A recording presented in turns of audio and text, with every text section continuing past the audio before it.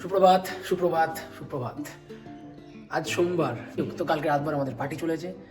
ঘুম থেকে উঠতে দেরি হয়েছে অনেক, বুড্ডাটা ছিল আজকে, সকালবেলা বেরিয়ে গেছে আমি ঘুম থেকে ওঠার আগেই। আর আমার শাশুড়ি মা গতকাল ধাবাতেও গেছিলেন মায়ের সাথে, আমাদের সাথে, তিনি কিন্তু গতকাল রাতে চলে গেছেন।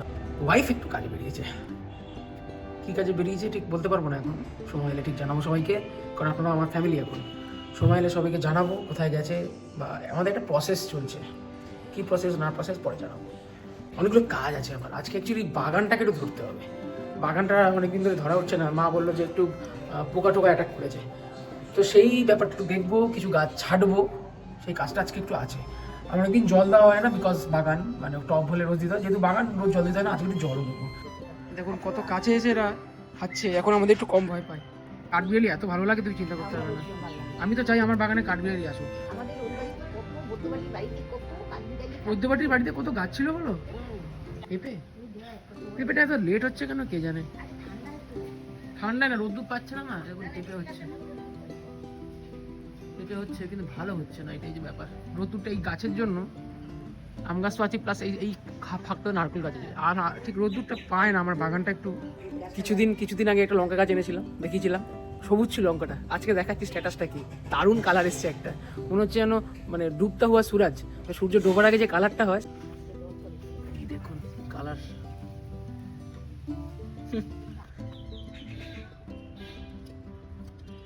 ভালো করে দেখবে কোথায় কাটবো।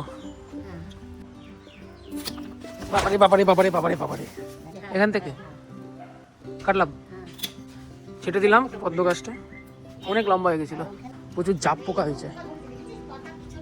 ওটা একটা দেখাচ্ছি, পোকার অ্যাটাক হয়েছে, এই দেখুন এটা করলে জাপ পোকা,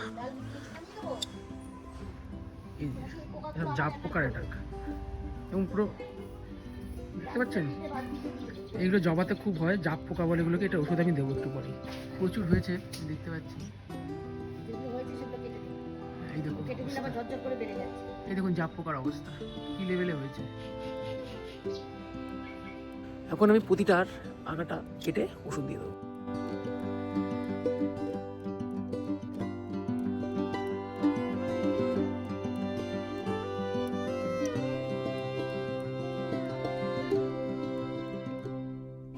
প্রায় 3টে বাজে, তখন গাছ ছাটা হয়ে গেছে।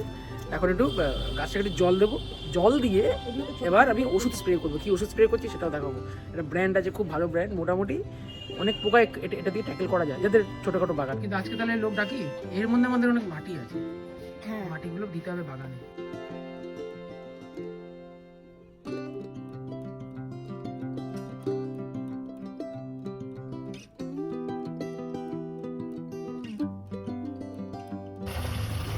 এটাতে 2 লিটার জলে ওইটুখানি ওই কেমিক্যালটা নিয়ে নিলাম, যেটা পোকা মারার কাজ করবে।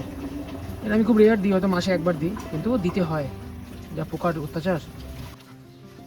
এটা হচ্ছে এর সিস্টেম, এটা পাম্প করে জলটাকে বার করবে স্প্রের মতো, এইভাবে পাম্প করতে হয়, আর এটা চিপলে ফেরবে। দেখাচ্ছি, টাইট করে আটকাই।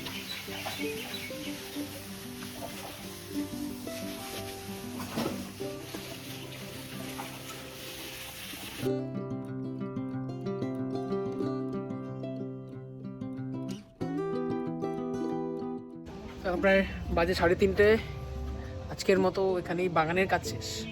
তো আজকে বাগানে কী কী করলাম, বাগানে একটু কাটাকাটি করলাম, একটু জল দিলাম, ভালো করে ওষুধ দিলাম, ওষুধটা খুব দরকার ছিল।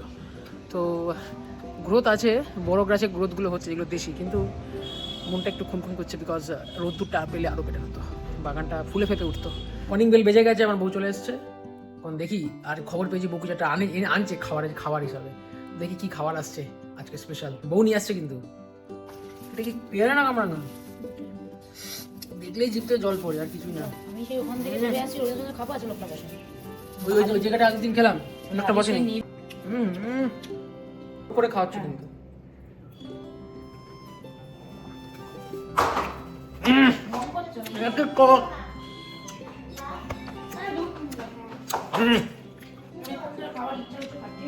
সারাদিনের প্রথম ফুড এটা গেল, মানে ভেতরটা মানে স্বর্গ।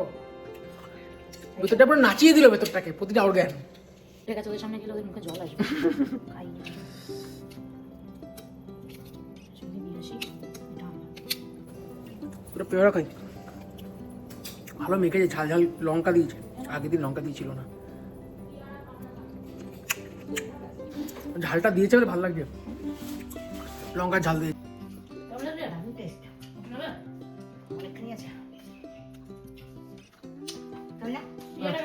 খেয়েছি একটু, এটা অনেক লাগছে। আপনাদেরও ভালো। একটু করে দিন এটা। এটা মনে হয় বালি থেকে নেমে, হ্যাঁ নিয়ে কি? এটা মেখেছে ভালো, রূপা লঙ্কাটা দিয়ে জমে গেছে। আমি অল্প ঝাল দেবেন, একটু নুন দিয়ে আনো করেছি। আর নুন দিয়েছি, টেস্ট লাগছে। নুনটা দিয়ে লঙ্কা দিয়ে জমে গেছে, একদিন লঙ্কা পাইনি আমরা। তো এখন বাজে রাত্রির 8:10, মানে এতটাই ঠান্ডা পড়েছেন আমাদের আর ঘর থেকে বেরোতে একদমই ইচ্ছা করছে না। দুজনে মিলে কোজি হয়ে নেটফ্লিক্সে হাক দেখছি। হাক 3 তালাক নিয়ে মুভিটা, খুব ভালো, ইনফরমেটিভ এবং রিয়েল স্টোরিজ আছে এর মধ্যে, ঠিক আছে। তো আর এখন চলছে এই ঠান্ডার মধ্যে, মাকে বললাম একটু 1 কাপ একটু আদা চা, একটু আদা রচা চলছে উইদাউট সুগার, আর চলছে হাক। আমি দেখাচ্ছি কোন মুভিটা, আপনারা দেখবেন, বেশ ভালো লাগছে। অর্ধেক দেখেছি, এখন অর্ধেক বাকি। কোন মুভিটা দেখিয়ে দিই নেটফ্লিক্সে, এই যে এই মুভিটা হাক, যদি পারেন তো দেখবেন, বেশ ভালো লাগছে। আমরা অর্ধেক দেখেছি, আর একটু দেখা বাকি আছে। এখন বাজে হচ্ছে রাত্রির প্রায় 9:30 পৌনে 10টা। তো আজকে তো তেমন কিছু করার ছিল না, অফিসের এতই প্রেশার ছিল, যা ছিলাম ঘরেই ছিলাম। তো ডিনার টাইম হয়ে গেছে, তো আজকে একটু ঘরে ছিলাম, কোনো কিছু বেরোয়নি, তো খিদেটাও তাড়াতাড়ি পেয়ে গেছে। তো আজকে একটু ডিনারটা একটু স্পেশাল আজকে আমার জন্য। কারণটা হচ্ছে অনেক দিন পর আমি একটু ঘি ভাত খাবো। ঘি ভাত আমার খুব ফেভারিট, ছোটো থেকে প্রচুর খেতাম, তারপর তো এখন বিভিন্ন কারণে খাওয়া হয়ে ওঠে না। কিন্তু ঘিটা কোথাকার, তো আপনারা যারা আমার ব্লগ ফলো করেন তারা তো মনে আছে হয়তো, আমি ঝাড়খণ্ডে গিয়ে বা চক্রধরপুরে গিয়ে একটা জায়গায় লিট্টি খেয়েছিলাম, লিট্টি ঘি দিয়ে। তো ওনাদের কাছ থেকে আমরা ঘিটা নিয়ে আসি, যখন আমার দিদি মৌ এসেছিলো, ওরা ওদের কাছ থেকে নিয়ে এসেছিলো, ওদের ওটা নাকি বাড়িতে বানানো। তো আজকে হচ্ছে ঘিটা ট্রাই করবো যে কীরকম ঘিটা, তা আপনাদেরও সাথে শেয়ার করবো, আর ঘিটা একবার দেখাই কেমন। অদ্ভুত একটা ব্যাপার, আমি জানতাম অরিজিনাল ঘি জমে না, কিন্তু আমি খুব খোঁজ নিয়ে জানলাম যে অরিজিনাল হোমমেড ঘি নাকি পুরোপুরি জমে যায় ঠান্ডায়, এবং সেটাই কিন্তু হচ্ছে। তো ঘিটা একবার দেখাই আর টেস্ট করেও জানাবো কেমন খেতে। তার আগে প্লেটটা দেখিয়ে দিই আজকে আমার প্লেটে কী কী আছে।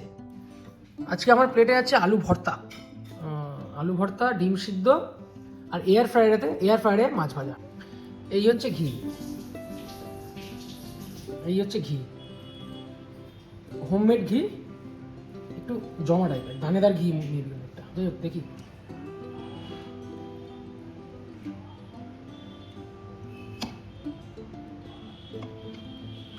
ঘিটা আমার একটু বেশি লাগে, একটু লঙ্কাও নেবো একটা, এটা লঙ্কা দিও গো। গরম গরম ভাতে গরম গরম ঘি দিয়ে খাই। নুন দিতে হবে, নুন। এটা হচ্ছে এয়ার ফ্রায়ারে মাছ ভাজা, খুব গরম।